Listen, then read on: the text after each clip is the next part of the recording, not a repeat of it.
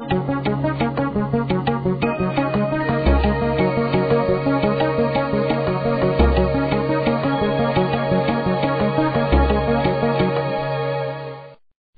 Matt mentioned, today's sermon is a continuation of last week's sermon. Actually, is the beginning of kind of a whole year, which I want to focus on this because of who He is.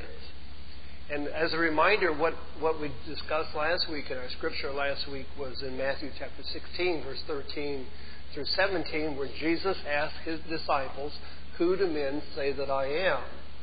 And of course, their report back to Jesus, well, some say that you're John the Baptist, some say you're Jeremiah, some say you're Elijah, and some say, you're a prophet. And then He specifically asked them the question, but who do you say that I am? And Peter then responds to Jesus with this response: "You are Christ, the Son of Man." And Jesus congratulates him and saying, "Yes, blessed are you, Peter, because this has been revealed unto you by the Father." In all of that, though, what I went on to show to us in Scripture is the fact that though Peter had the answer correct, his answer basically was academically correct. And that he missed part of who he was. In fact, he missed the big part of who he was. Because, you see, Peter kind of gave an Israelitish answer to his question. You're the Christ, you're the Messiah, and all of that.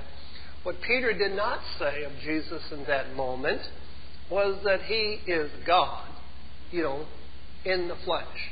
Which is what John will tell us later in the book of John, in John chapter 1.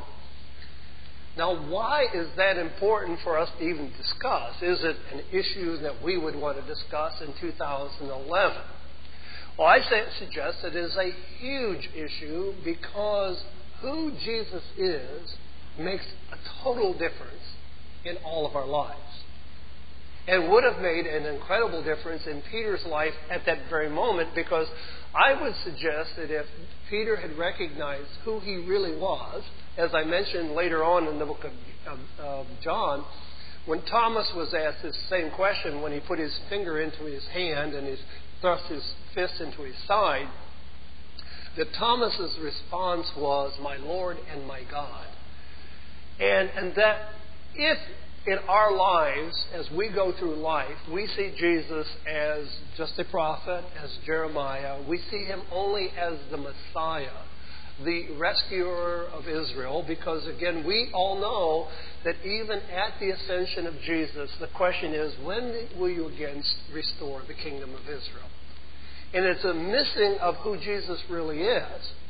It is when we begin to see who He really is, all that is involved in that our lives change dramatically. And I was, just trying to walk us through that.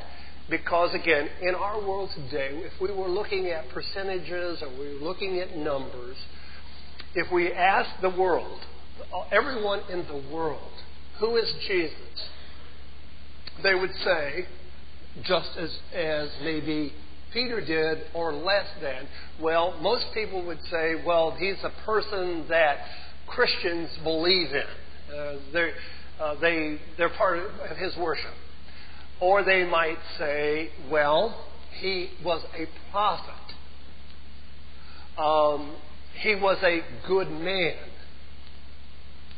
And they would miss all of those things. Now, even in Christianity today, if you ask, who is Jesus? If you are, for example, possibly a person who has a very strong Jewish background, you would say, well, He's the one that came, and the Apostle Paul created all kinds of problems for us as Jews because he explained Him as being the Messiah, as being the Christ, and it's created a lot of problems for us. If you ask other Christians, it might be, well, He is Jesus, and He's my Lord. But again, those responses, though correct, may be a bit inadequate. In fact, considerably inadequate. Now, let us understand that would not be the first person who answered that way. Because we remember, again, not only did Peter say that, but when Nicodemus came to Jesus, you remember, he came in the evening and he says, Rabbi, we know that you are a teacher sent from God. He had no concept of who he really was. So I'm suggesting in our world today, a lot of people do not have a concept of who Jesus really is, that he is God. He is God in the flesh.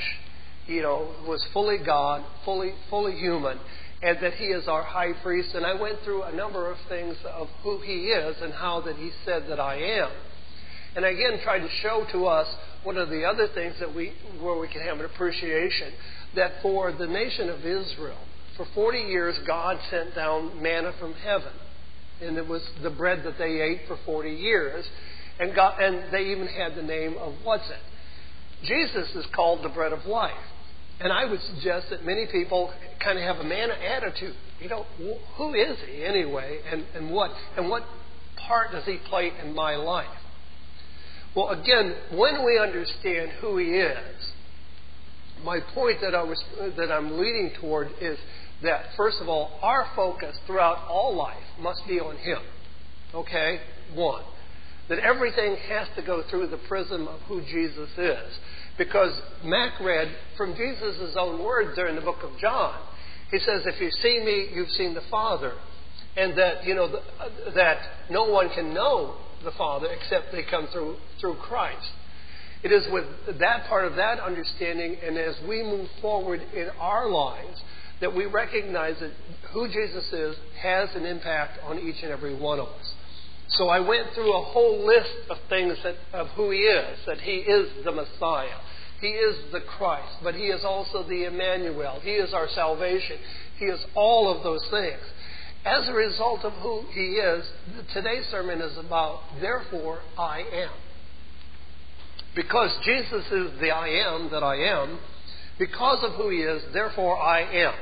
And so when we look at that, with that understanding, let's take a look at how the Apostle Paul then sees Jesus. And this is from the book of Colossians. So we're looking years after the resurrection of Jesus, the ascension of Jesus. Now, Paul is teaching the church, and he's teaching basically a Gentile church. And here's what we read in Colossians chapter 1. And I'll back up a little further than I have in my notes up to verse 13.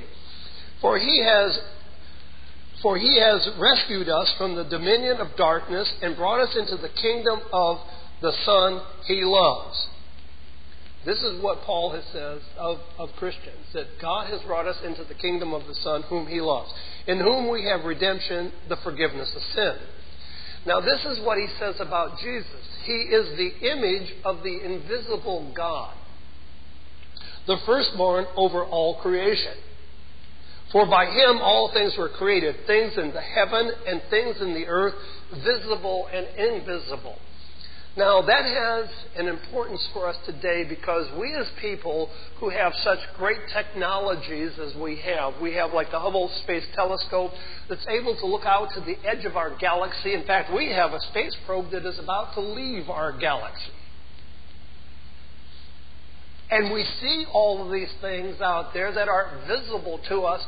But you see, there's something about that the Apostle Paul is also telling. There are things that are invisible that even our scientists are not going to find under a microscope, nor are they going to find in a telescope.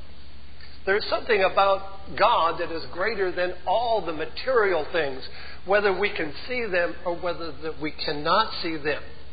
But so the Apostle Paul is addressing both the visible and the invisible in here. Feeling the blues today or tired of life already? Do you have questions about life or need spiritual advice? We can help. Log on to worldwidechurchofgod.com or wcgfairfield.blogspot.com and stay connected to reality. The Worldwide Church of God in Fairfield, Santa Rosa, and Modesto are located in the San Francisco Bay Area. regarded as the most prosperous region in the United States. We believe Jesus Christ when he proclaimed in Matthew 6:24 that serving God is more important than serving mammon. We welcome everyone to come and worship and fellowship every Saturday at the times listed on your screen and on our website, worldwidechurchofgod.com.